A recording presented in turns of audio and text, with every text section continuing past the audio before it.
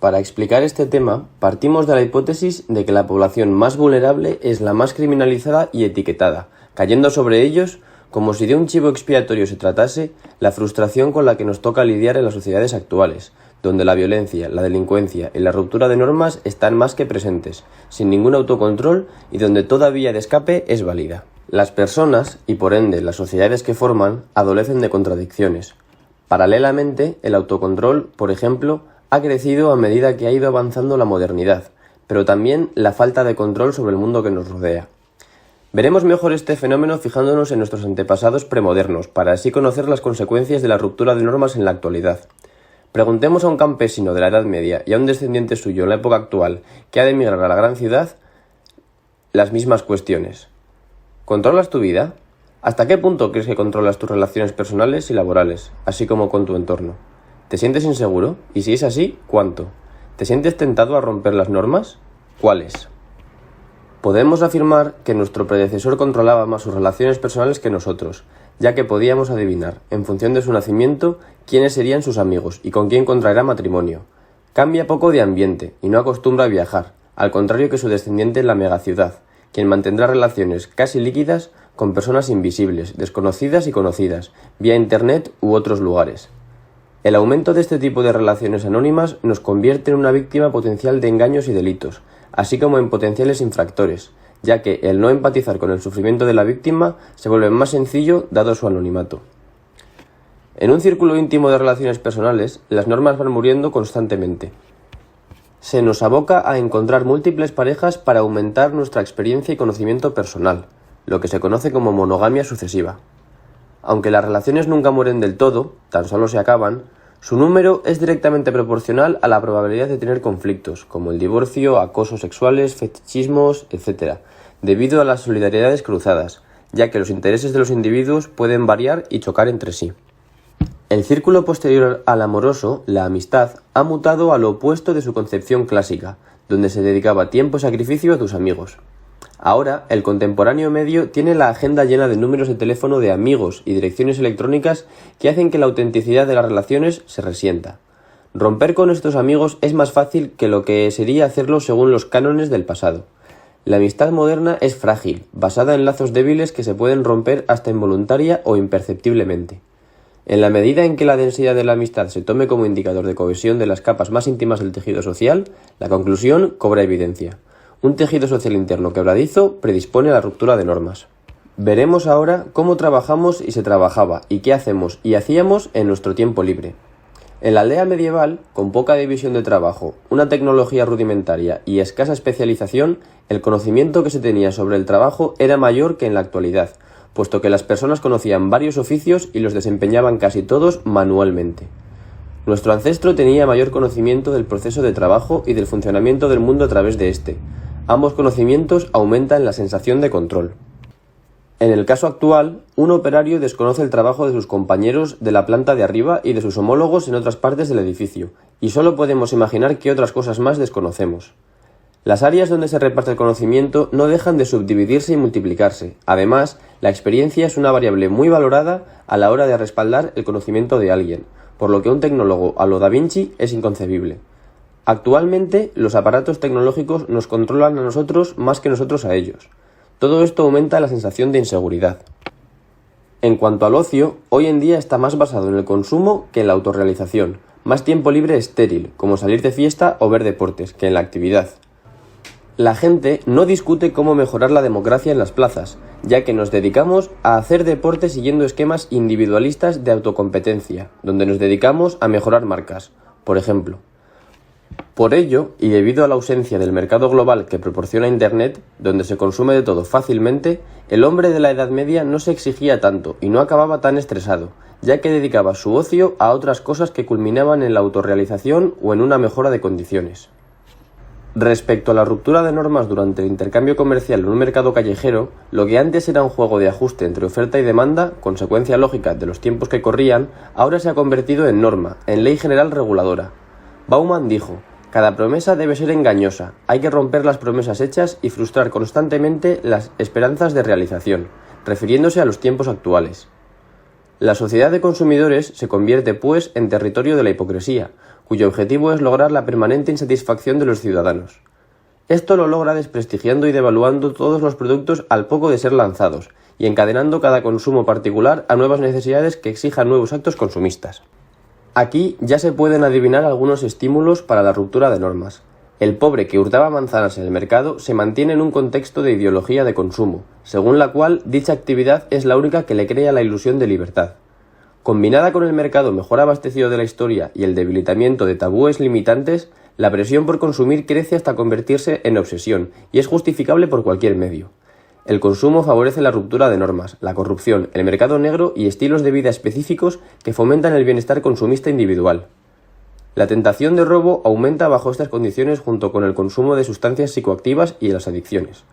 Nuestro cerebro se aferra a la adicción, a personas, a cosas, actividades o lugares como a un clavo ardiendo, símbolo de fidelidad en la decadencia, que nos protege del bamboleo al que somos sometidos en la sociedad actual de consumo del capitalismo tardío. En cuanto a las relaciones con el entorno, al individuo moderno, la excesiva burocratización le genera normas y más normas, que hacen casi imposible no romperlas, ya no por obediencia, sino por desconocimiento de las múltiples reglas. El peligro viene de la racionalidad burocrática, procedimental y su manera de hacer las cosas, que fomenta una mentalidad que deja de lado el espíritu y procede a sacrificar el lado humano de la justicia, para aplicar la norma independientemente de las circunstancias personales, y negarse a valorar el sufrimiento como factor a la hora de tomar decisiones. Esta mentalidad anula la creatividad y la integridad. Cuando la especialización conoce a la burocracia, se forma la tecnocracia. Los tecnócratas, a veces excusados en la situación económica, hacen una incursión en los gobiernos, fomentando el modo menos humano de progreso. Si nos imaginamos un castillo donde el conde de las tierras se resguarda a salvo de los enemigos que osen atacar, no nos costará imaginar una estructura paralela para las empresas, las cuales contratan seguridad y se bunkerizan. Cuanto más se desmantela el estado de bienestar, mediante privatizaciones, etc., más se conciencia a la población de su vulnerabilidad y crecen tanto el temor como la ansiedad, amplificados por los medios de comunicación. El miedo está, pues, relacionado con la situación política. Los estados tienen problemas para mantener el orden. Primero, porque los órganos de control social formal, como la policía, dejan de recibir ayuda de los órganos de control social informal, por ejemplo, el tendero o el vecino. Segundo, porque no se encuentra ningún organismo que socialice la obediencia, la aceptación del orden social o la resignación que supone formar parte de una estructura desigual, como ocurría con la educación y la Iglesia.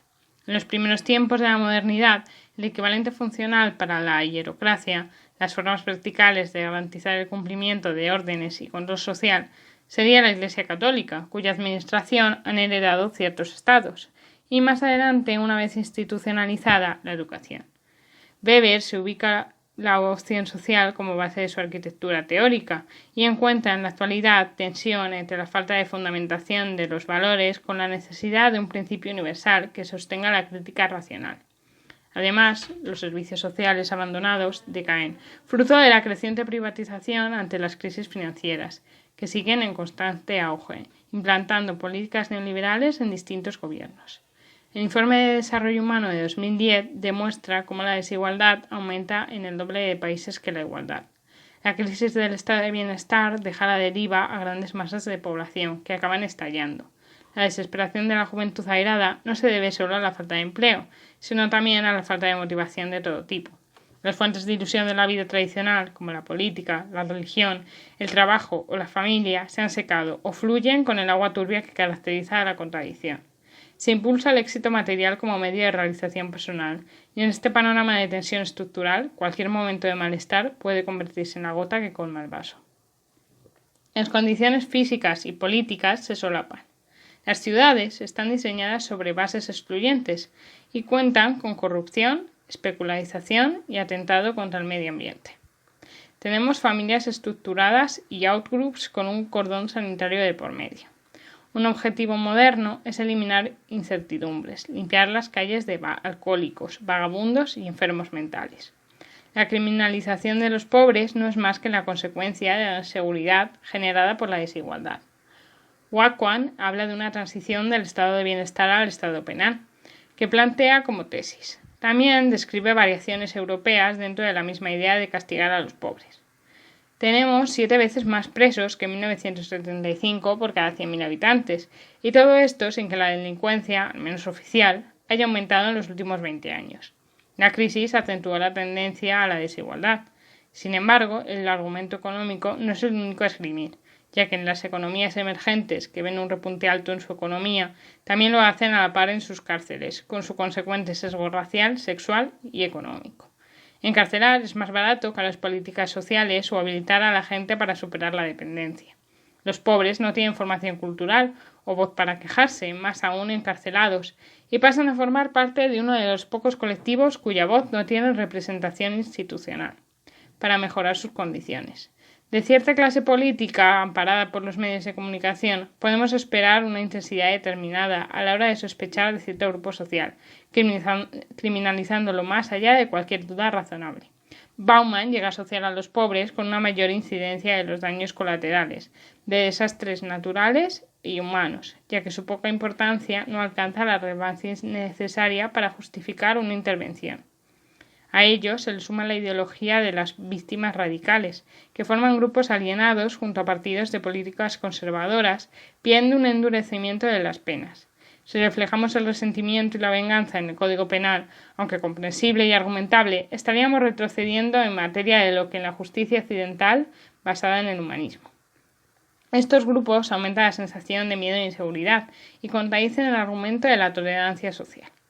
Cabe decir que otro factor a tener en cuenta es el empoderamiento de grupos considerados subordinados, como mujeres, inmigrantes, estudiantes, animales, etc. Se genera una mayor aceptación hacia los desiguales, pero crea una contraparte de menor aceptación a los iguales, como la pareja, los amigos o los conciudadanos. Cuanto estos rompen la norma, deseamos la sanción. A medida que jurídicamente las desiguales se convierten en iguales, la balanza de la tolerancia social cae como contrapeso. En este punto, y a grandes rasgos, el panorama social del siglo XXI se caracteriza por una pérdida del estado de bienestar como principal consecuencia de las crisis, una obsesión con el éxito, una tensión generada entre medios y fines y una sociedad de consumidores secularizada y nihilista, que desata la anomia mucho más que en el pasado. El problema, más que el cambio, puede ser el ritmo de este, ya que al ser muy acelerado termina desembocado en crisis. La ruptura de normas voluntaria e involuntaria es la consecuencia más clara. Respecto a la voluntaria, esta resulta de la respuesta rebelde de la conciencia social y de la que se busca exclusivamente el beneficio personal. La desconfianza entre políticos y pueblo fomenta la cultura de la corrupción. En el otro lado tenemos las respuestas colectivas que buscan la igualdad social afianzando la democracia. Si por democracia entendemos el ejercicio efectivo del poder por parte de un pueblo que no está dividido ni ordenado jerárquicamente en clases, está claro que estamos muy lejos aún de la democracia. Me parece evidente que estamos viviendo bajo un régimen de dictadura de clase, de un poder de clase que se impone a través de la violencia, incluso cuando los instrumentos de esta violencia son institucionales y constitucionales, y a ese nivel hablar de democracia carece de sentido por completo, decían Chomsky y Foucault. Esta hipótesis justifica los movimientos de rebelión ciudadana más que en mayo del 68. La indignación supone que despertar de la ciudadanía que rompe con la realidad política tradicional cotidiana que se da por sentada. La indignación implica tomar conciencia de una realidad negativa a la que hay que oponer resistencia. Puede tomarse como un medio una etapa de ruptura de normas pacífica, que nos saca del esquema maldito de la falsa ruptura, al que los modernos estábamos atados, como una válvula de escape carnavalesca. Desde un punto de vista lógico, la indignación se dirige a la resistencia individual y colectiva. Sin sacralizar la segunda ni menospreciar la primera, es más la resistencia individual es compatible con los valores del individualismo moral. De aquí que la resistencia individual, también llamada desobediencia civil, deba redefinirse. Si 1.000 hombres dejaran de pagar sus impuestos este año, tal medida no sería ni violenta ni cruel, mientras que si los pagan, se capacita al Estado para cometer actos de violencia y derramar la sangre de los inocentes. Esta es la definición de una revolución pacífica, si es que tal cosa existe, según Thoreau. Esta cita y la desobediencia civil cobran validez en una Europa donde exige un sacrificio al ciudadano mayor que al Estado o sus poderes fácticos. Si añadimos la etiqueta de responsable a la desobediencia civil, tendríamos una versión más humanista que no parte del principio de la imposibilidad de juntar igualdad y libertad. No se comporta a la defensiva y no juzga a la autoridad como inútil. Por el contrario, se procura estar en alerta constante para equilibrar las acciones en los procesos de negociación colectiva que resultan de las mismas. También se deberá actuar contra las derivaciones violentas y el incremento de la violencia potencial. Si las decisiones se consideran justas, se respetarán las normas entendiendo que la libertad como derecho social solo se puede obtener mediante grupo. Kafka, en su obra El castillo, nos presenta al agrimensor K. En su intento imposible de acceder a un castillo, cuyos propietarios le han contratado para realizar un trabajo del que ni siquiera sabe su naturaleza, debe alojarse en el pueblo vecino, a la espera de poder contactar con sus patrones, encontrándose en un microcosmos del que no entiende las normas legales ni de comportamiento. A lo largo de la obra uno puede percibir la racionalidad que reina dentro de este microcosmos, una psicología desesperante que trata de acercarnos a la realidad de la época en la que fue escrita, donde un individuo, menos aún uno desconocido y odiado, nada puede hacer frente a un sistema que, habiendo sido creado por hombres, no tiene nada de humano. El poder simbólico de la narración de Kafka en El castillo es mayor un siglo después, ya que se simboliza la imposibilidad de la autorrealización debido a la hostilidad de la atmósfera aldeana, y el castillo como símbolo de poder. A día de hoy se observa cómo el poder se encierra en grandes construcciones a ojos de los insignificantes habitantes. El protagonista, K, que representa al ciudadano contemporáneo, lógicamente y por instinto de supervivencia, se resiste de forma individual y colectiva ante el poder cuando éste es ejercido de forma injusta. Sin embargo, las figuras de poder a día de hoy están más fragmentadas, vaporizadas, invisibles y se materializan de manera imprevisible. En nuestro caso, la ruptura de normas se cerraría globalmente con el culmen de la ruptura de normas, el genocidio. Se expone la razón de que por primera vez en la historia la gente puede adquirir conocimientos y herramientas que siembran el terror de forma masiva entre sus congéneres. ¿Quién podría hacer algo así? Tal vez una personalidad angustiada como las que refleja Kafka en sus obras. Huyendo del catastrofismo, la lectura que se ha hecho aquí de la ruptura de normas parece encajar bien con la perspectiva literaria y biográfica kafkiana, caracterizada por la incertidumbre y la inseguridad, por la presencia fantasmal de la metamorfosis, aludiendo a una sociedad en constante cambio, el ajuste de cuentas con el superyo, reflejado en la figura del padre, la importancia del absurdo, las contradicciones en la vida cotidiana y la erosión de la barrera que separa lo real y lo ficticio. Todos estos rasgos sirven para definir nuestra sociedad actual.